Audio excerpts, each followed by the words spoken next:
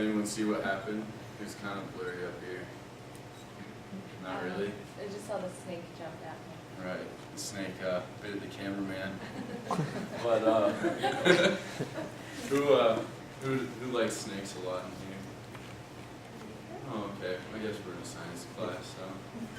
So, this is a 7th grade course, by the way, that I will be teaching, and that might scare some kids, but hopefully not.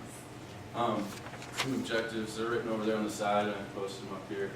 But the topic is what is life, and the characteristic we're covering today is response to surroundings. And our objectives are to identify stimulus and response, an example to determine if thing is an organism based on it having all of the 6 characteristics of life, and explain a plant's response to different stimuli. So there are 6 characteristics that together define an organism. Can anyone tell me what an organism is from theoretical last class? Something that's living? Something that's living. Perfect. And can anyone remember what the 6 characteristics of life are? Or at least a few? I'm going to name one. Uses energy. Uses energy. There's one. Anyone else remember any? Respiration. Respiration. Similar to using energy. Exponential growth. Growth. Growth and development is one. Anyone else remember any? From 7th grade? No? Reproduction. Reproduction. Yeah. Nice. Well, here they all are, because you guys weren't here yesterday for the lesson, obviously. All living things have cellular organization, contain similar chemicals, use energy, respond to their surroundings, grow and develop, and reproduce. So, we're going to do a little test of your knowledge, and I want you to tell me with the thumbs up for yes, thumbs down for no, thumbs in the middle if you have no idea, if these things can respond to their surroundings. So who thinks a grizzly bear can respond to their surroundings? Good. Can anyone explain an example how? They hibernate. Hibernate? How is that responding to surroundings? When it gets cold, then that's how they deal with the temperatures. Cool. Good. Good example. All right, a ponderosa pine. Who thinks this responds to the environment? Not much smart secretaries. Can someone give me an example of how it would respond to the environment? I guess it doesn't grow in the winter. Doesn't grow in the winter? Sure about that? I just assumed it's a tree, so it doesn't grow in the winter. All right, we'll have to come back to that one. An ant? Okay, how about a calculator? At all? If it's a solar calculator, it'll respond to its environment because it won't work if the lights are off and it's dark. Right? And also what happens when you type in 4 plus 4 and hit enter? Gives you a response. So a calculator does respond to its environment, huh? Weird. What about wheat? Wheat? Can someone give me an example how wheat responds? Depending on the weather and like drought and things like that, it will affect how much it grows. Right? Okay, good. So, response to surroundings, kind of talked about, are all organisms react to changes in their environment, as well as have the other 5 characteristics of life. So why would a calculator not be considered an organism? It doesn't reproduce.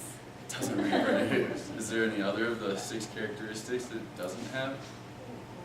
It doesn't grow. Chemical makeup. Chemical makeup. It's not made of some of the main chemicals of life. And Cellular structure. right? It's not made of cells. It's made of atoms and elements, but not cells. So, response to surroundings is caused by a stimulus and response action. And a stimulus is a change in an organism's surroundings. It causes that organism to react. And a response is an action or a change in its behavior due to the stimuli. So based on this picture, if you're the tourist here, what is your stimulus? What's changing in your environment? Anyone raise a hand and give me an idea? No? Yeah? Buffaloes coming for them. Right. A huge, scary bison is charging at you. And what's their response? Just run away. Yeah. Good call. So, stimuli can come in internal and external. Well, they come from internal or external sources. So, an example of an external stimuli would be too much or not enough heat. Like you were talking about with the bear, with the wheat, it's too cold, we respond. Anyone tell me how we respond when it's too cold? Shiver. Right? Start a fire. Start a fire. What about if it's too hot? Sweat. Sweat. Strip.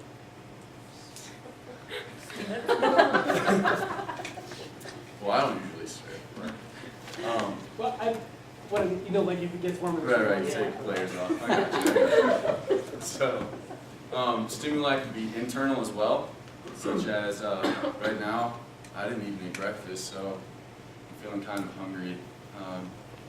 So the internal stimuli is my stomach's empty, and my response would be usually to go eat, but not today. So what about plants? We seem to have some issues coming up with examples of how plants react to their environment, but we know they do because you guys got that right earlier. But can anyone tell me what the stimulus in this picture is? The sun. What's the response by the plant? Run towards the sun. Alright. So this is an example of phototropism. And in Greek, photo means light and tropism means to turn. So despite this big wordy definition, all it really means is plants can turn or grow in the angle direction of light, the light source. And so the direction and angle of growth is the response to a light source, which is your stimuli in this example. So I want you to prove this to me. And on your desk there's a little activity mini lab that we actually won't be doing today because it's a mini lab. But pretty much what I would have the students do, coming out of mode for a second, is go put different types of beans into plastic bags and then tape them up on the left side of the window back there. And over 2 weeks you could record the growth. You can see them aiming towards the window. So kind of just blew it for you guys. Sorry I spoiled it. But phototropism is not the only way that plants respond to their environment. So I'm going to show you a few of those. First one is by a plant called the Mimosa pudica, or the sensitive plant. And I'll show you how it. I want you guys to look for a stimuli and response in this picture.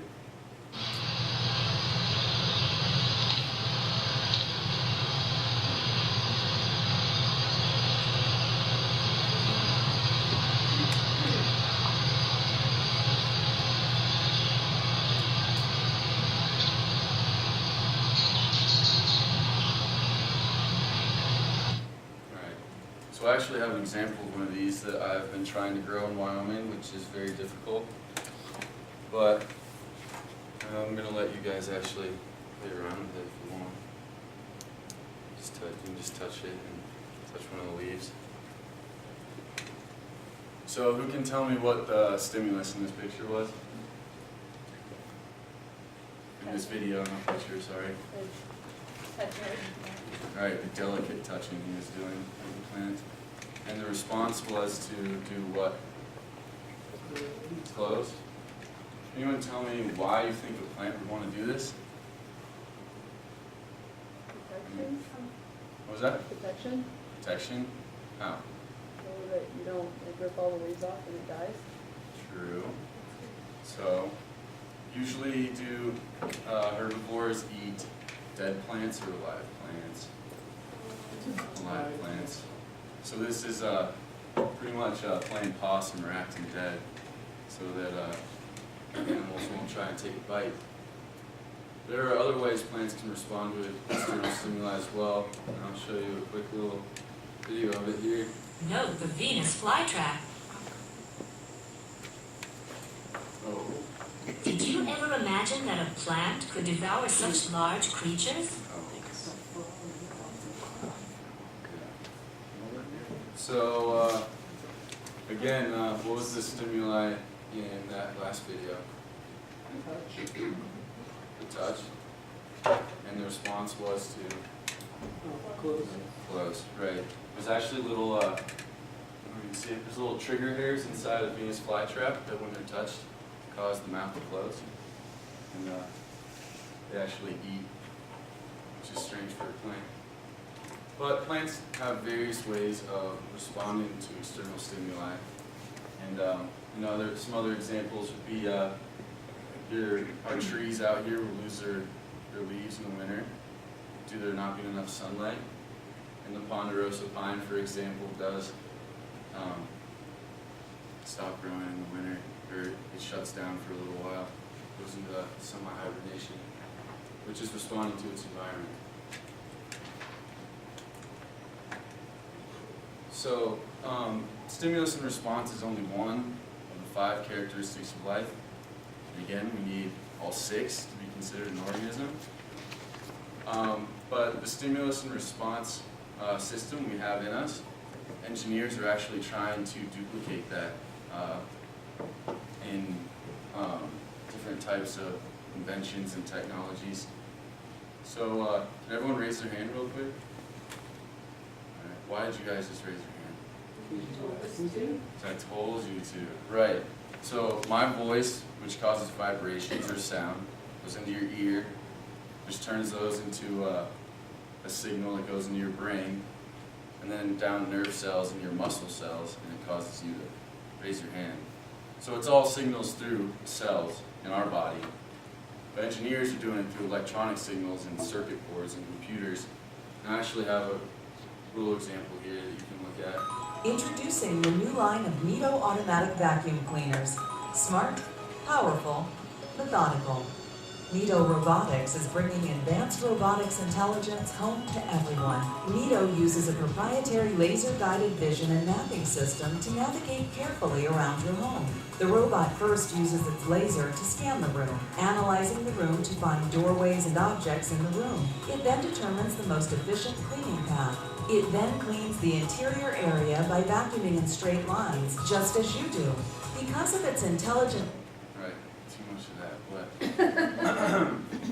as you can see, this is actually using a sort of like a laser sight instead of eyes like we would use. And then it's sending electronic signals into its little computer board to cause the response of vacuuming straight lines around your room without running into anything. So I'm going to have a quick little quiz for you guys. There should be some paper on your table if you want to just answer these questions to the best of your knowledge.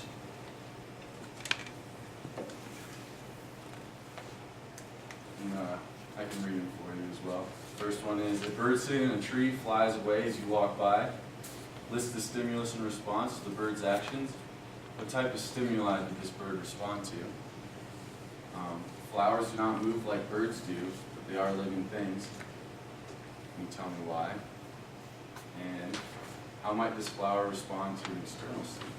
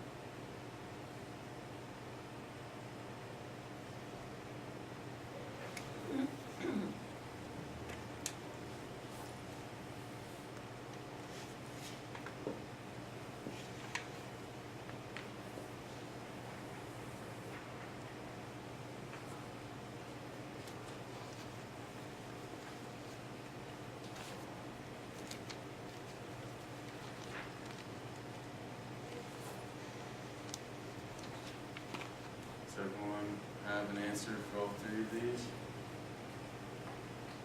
Hands up. We got already. Almost. Everyone? Oh, okay.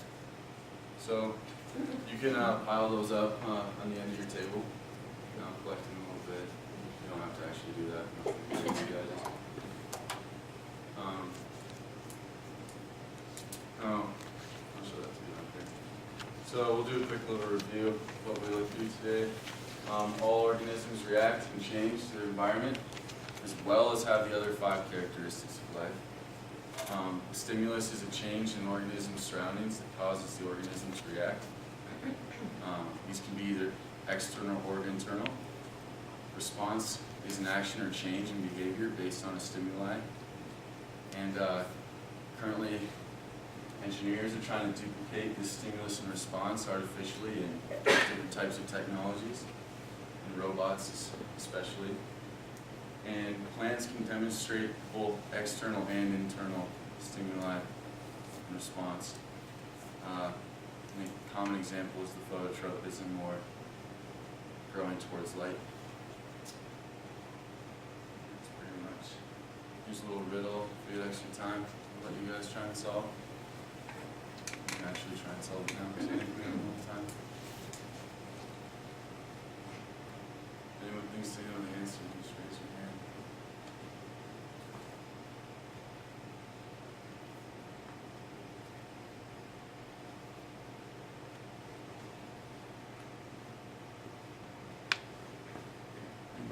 Any ideas? No? Alright. Bacteria. Bacteria, sort of. It's more broad than that. The fungus. No, more broad. Life? Life. Right. Life is the answer. Or 42. Alright.